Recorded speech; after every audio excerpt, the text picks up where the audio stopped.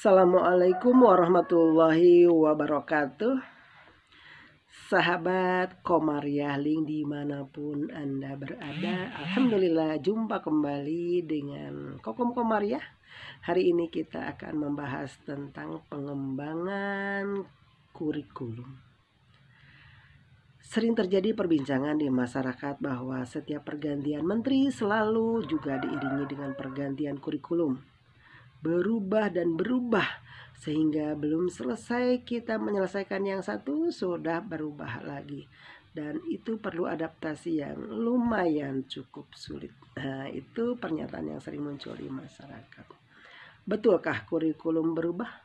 Betulkah kurikulum berkembang? Kenapa perlu berubah? Mari kita ikuti video berikut ini.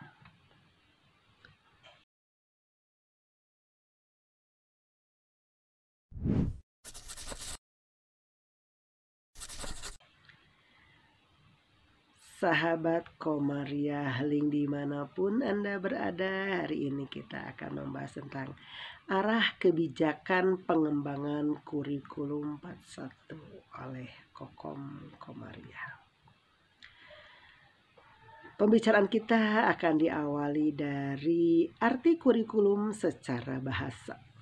Secara etimologis, istilah kurikulum berasal dari bahasa Yunani yaitu kurir yang artinya pelari dan kurin yang berarti tempat berpacu.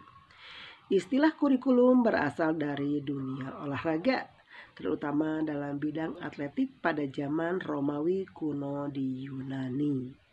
Dalam bahasa Prancis, istilah kurikulum berasal dari kata kurir yang berarti berlari, turan.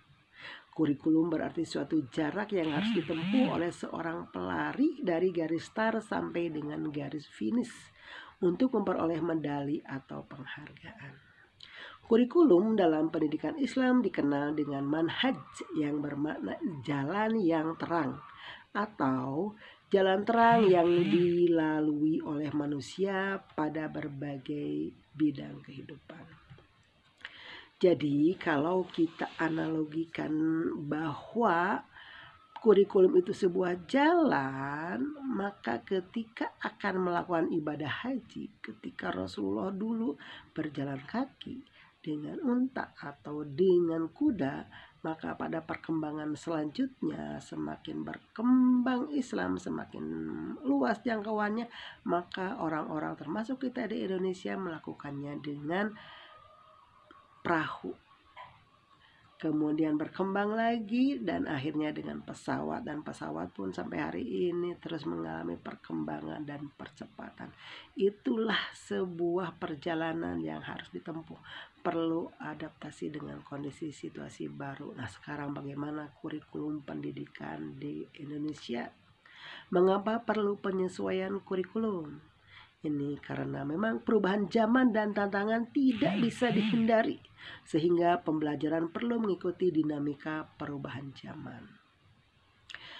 Pada pertemuan yang lalu saya pernah menyampaikan bahwa manusia harus berubah.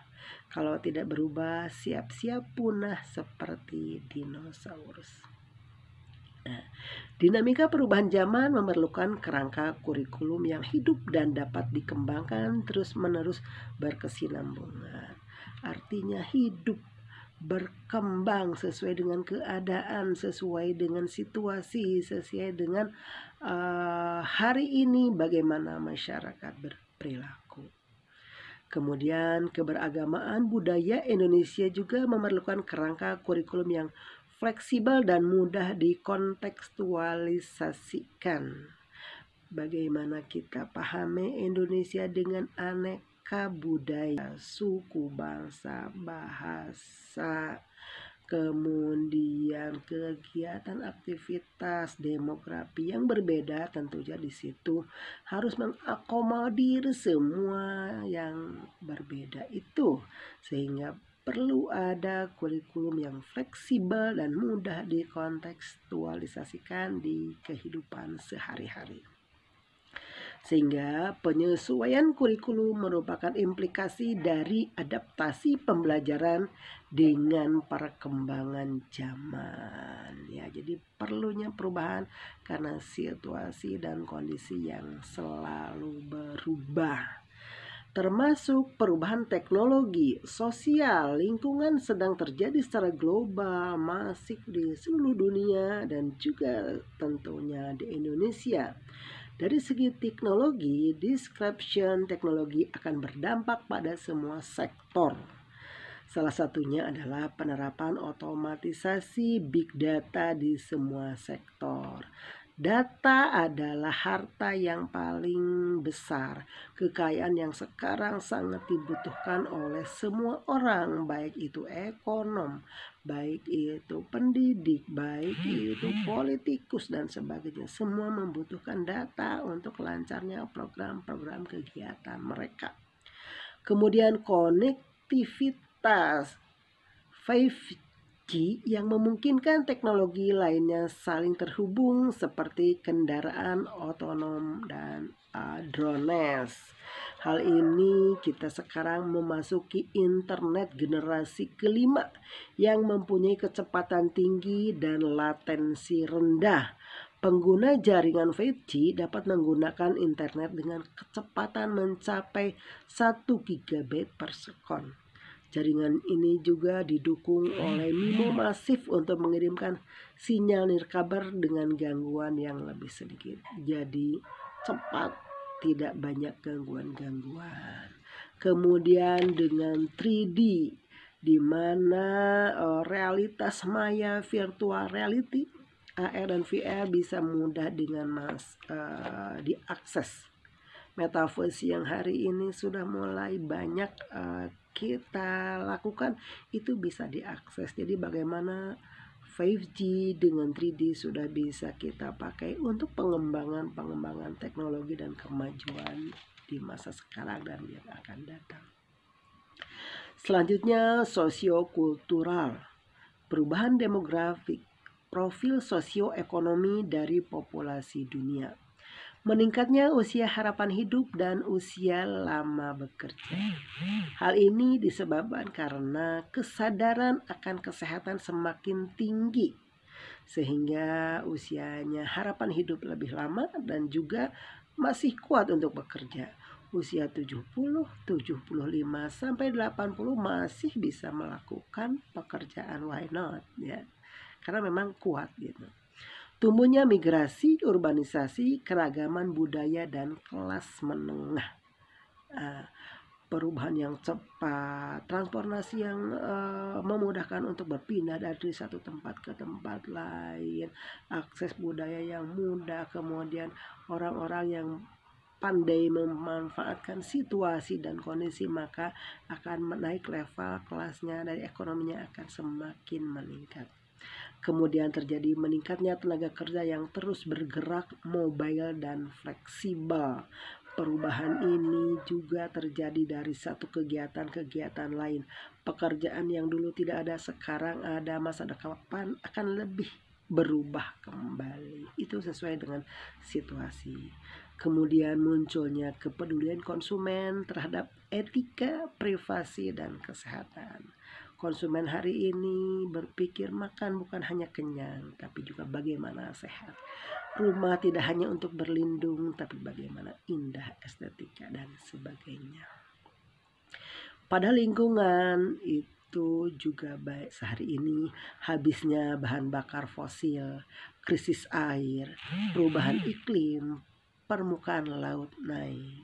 Hal itu menjadikan perlu ada meningkatnya kebutuhan energi dan air dan berkurangnya sumber daya alam. Harus disikapi dengan bijak bagaimana supaya tetap terpenuhi. Meningkatnya perhatian terhadap energi alternatif untuk melawan perubahan iklim. Juga upaya berkelanjutan pada isu lingkungan seperti plastik dan limbah nuklir. Jadi Allah sudah mempersiapkan fasilitas lingkungan kepada kita, maka kita harus pandai menjaga.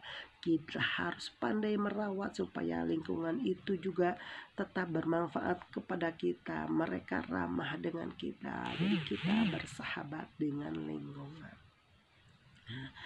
Dari pembahasan di atas sudah bisa jelas kita ya bahwa bagaimana kurikulum harus berubah sesuai dengan perkembangan zaman, bagaimana kurikulum terhadap lingkungan sosial dan teknologi, maka dalam membina anak pun harus sesuai dengan zamannya sebagaimana yang disampaikan oleh Ali bin Abi Thalib, la tudibu auladakum bi akhlaqikum li'annahum khaliqu li zamani ghairu zamanikum. Janganlah kalian mendidik anak-anak kalian menurut akhlak kalian, karena mereka diciptakan bukan pada zaman kalian. Nah, redaksi yang lain juga, la turibu auladakum kama robbakum abaikum faqad khalaqu li zamani ghairu zamanikum. Jangan kalian mendidik anak-anak kalian sebagaimana bapak-bapak kalian mendidik kalian, karena mereka anak kalian diciptakan bukan di zaman kalian ya. Jadi dua redaksi ini sering disebut hadis, tapi sebetulnya itu kalimat dari Ali bin Abi Thalib menyatakan bahwa didiklah anakmu sesuai dengan zamannya, jadi cocok dengan kurikulum yang terus berubah, terus berkembang. Nah, hari ini pembahasan yang sedang berjalan di tingkat global terkait pembelajaran masa depan yang harus dipersiapkan oleh OECD Learning Compass 2030 bahwa kerangka pembelajaran untuk membantu negara-negara memikirkan pembangunan kompetensi agar dapat maju dan sejahtera pada tahun 2030. Kesejahteraan 2030 harus dicapai, tidak hanya harus lebih sekedar ekonomi, tidak hanya sekedar ekonomi seperti pekerjaan, pendapatan dan perumahan, tetapi juga harus berkualitas hidup seperti keseimbangan kehidupan kerja, pendidikan, keamanan, kepuasan hidup, kesehatan, keterlibatan publik, lingkungan dan masyarakat. Jadi levelnya menjadi naik, tidak hanya kebutuhan dasar saja. Untuk memenuhi hal tersebut maka dibutuhkan siswa dan koagen. Bagaimana siswa ditekankan kepada anak-anak agar belajar itu mencari dan menemukan arah mereka sendiri melalui cara yang bermakna dan bertanggung jawab. Jadi di sini siswa sebagai agen pembelajar harus mampu menemukan sendiri, memecahkan masalah, melihat situasi dan kondisi dengan berpikir yang konkret.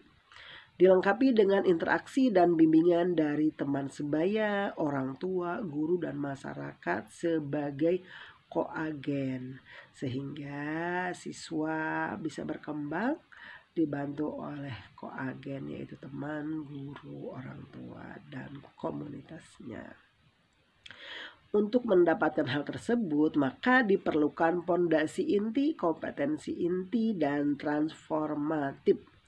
Mengidentifikasi pengetahuan, keterampilan, sikap dan nilai dan kemampuan inti yang perlu dikembangkan agar dapat maju dan sejahtera pada tahun 2030. Perubahan dari pembangunan pengetahuan menuju pembangunan keterampilan, sikap, nilai dan kompetensi yang lebih luas. Jadi lebih ke rasa berkembangnya ya. Selanjutnya, siklus antisipasi, aksi, dan refleksi.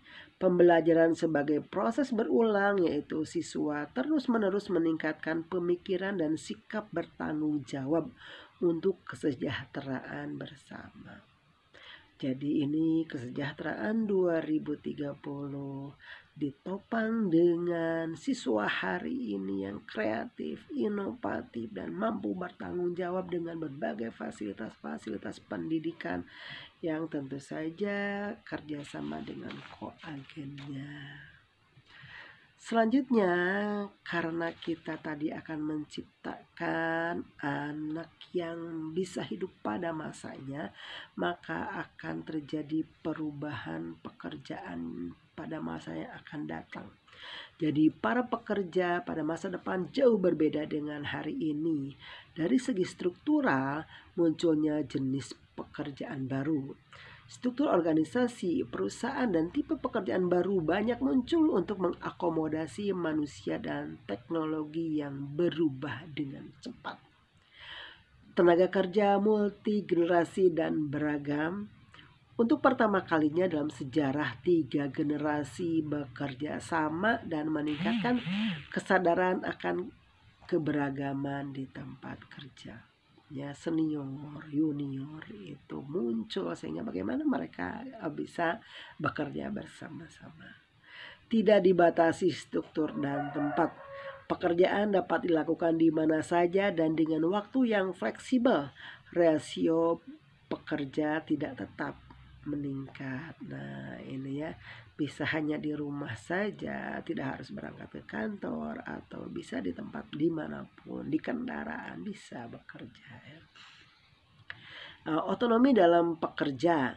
Karir ditentukan oleh pekerja bukan perusahaan. Pekerja memiliki kontrol yang lebih besar akan perjalanan karirnya ya, seperti di kantor-kantor, di sekolah-sekolah kita punya penilaian diri sendiri, itulah yang kita ajukan dan kita bisa naik jabatan sesuai penilaian kita sendiri. Pemberdayaan teknologi, digitalisasi, dan optimalisasi. Teknologi menyederhanakan pekerjaan sehari-hari dan menghubungkan pekerja dengan efisien. Dengan teknologi semakin mudah. Akses dan pengolahan data semakin masif. Data memberikan pemahaman lebih baik tentang perilaku dan kualitas pekerja.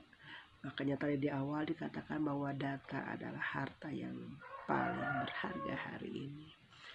Nah, kemampuan memecahkan masalah kognitif dan sosial akan menjadi semakin penting. Kebutuhan keterampilan fisik akan semakin berkurang. Perubahan kebutuhan keterampilan tenaga kerja tadi itu bahwa pemecahan masalah terlihat di sini ada yang kuning 36%, sosial 19%,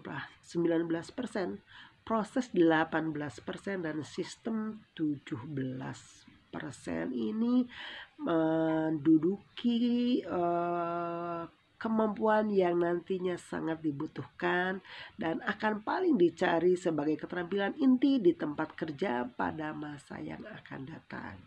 Kognitif itu juga tinggi dan rentang waktunya sangat panjang, artinya dia dibutuhkan tidak hanya kemarin, nanti maupun yang akan datang. Terlihat di sini bahwa fisik itu hanya 4%. Artinya kebanyakan pekerjaan akan mengalami perubahan dalam keterampilan terutama di fisik. Contoh hari ini ketika kita lewat tol tidak usah lagi ada orang yang melayani kembalian dan sebagainya. Tetapi cukup dengan menempelkan e-tol maka sudah terbayar. Nah, kemudian abang-abang beca yang dulu mengayuh sepet becanya untuk menarik kita hari ini sudah agak berkurang karena kita hari ini tinggal klik aplikasi, ada Gojek, Masim, dan sebagainya. Banyak sekali aplikasi yang bisa mengantarkan kita kemanapun kita akan berangkat ya. Jadi itu permasalahan global, permasalahan yang berkembang hari ini sebagai pemahaman kita bahwa kenapa kurikulum berubah. Di masyarakat harus ada pergantian kurikulum karena memang berjaman berubah. Kemampuan kita pun harus ditingkatkan. Nah, itulah sahabat Komariah dimanapun berada. Terima kasih atas segala perhatiannya. Kita ikuti pada pengembangan kurikulum part kedua selanjutnya. Jangan lupa komen, subscribe, and like. Terima kasih. Assalamualaikum warahmatullahi wabarakatuh.